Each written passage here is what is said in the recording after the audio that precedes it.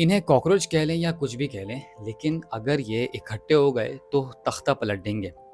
یہ جملہ کسی اپوزیشن لیڈر کا نہیں، نہ کسی سیاسی جلسے کا ہے، بلکہ وفاقی وزیر داخلہ محسن نقوی کا ہے۔ انہوں نے پاکستان اکنامک سمٹ 2026 کی اہم تقریب میں ملک کے ممتاز تاجروں، صنعت کاروں اور پالیسی سازوں کی موجودگی میں ایک انتہائی تلخ لیکن سچی بات کا اعتراف کیا ہے۔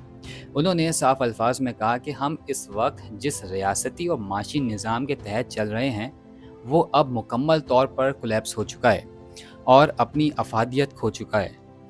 ان کا کہنا تھا کہ اگر ہم اسی پرانی اور زنگ آلود طریقہ کار سے چپکے رہے اور کوئی بنیادی تبدیلی نہ لائے تو اگلے 10 سال بعد بھی ہم اسی موڑ پر کھڑے ہوں گے جہاں آج ہیں۔ ہم تب بھی بجٹ کے خسارے کا رونا رو رہے ہوں گے، نئے قرضوں کی کشکول لے کر گھوم رہے ہوں گے اور معاشی بدحالی کی بحثوں میں الجھے ہوں گے۔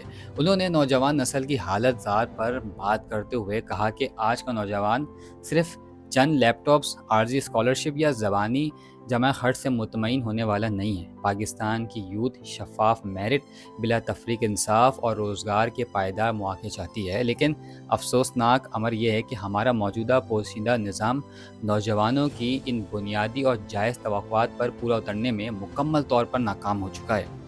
محسن نقوی صاحب کی اس گفتگو سے یہ بات بالکل واضح ہو جاتی ہے کہ پاکستان کا اصل مسئلہ محض ڈرائیور یعنی حکمران یا چہرے بدلنا نہیں ہے، بلکہ اصل خرابی اس گاڑی یعنی خود نظام میں ہے۔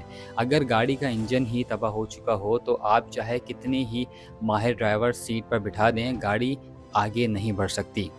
جب اقتدار کے ایوان میں بیٹھے بااختیار لوگ خود ہی یہ مان لیں کہ نظام بیٹھ چکا ہے تو یہ محض کوئی سیاسی بیان یا تقریر نہیں رہ جاتی، بلکہ یہ اس کڑوی حقیقت کی بلا ضابطہ اعتراف بن جاتی ہے جس سے پورا ملک بوجھ رہا ہے۔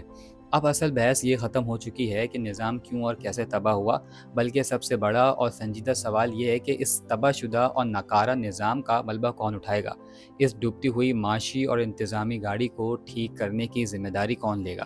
اور کیا ہمارے پاس اس کولیپس شدہ سسٹم کا کوئی عملی اور واقعی حل موجود ہے، یا ہم صرف اعتراف جرم پر ہی اتفاق کریں گے؟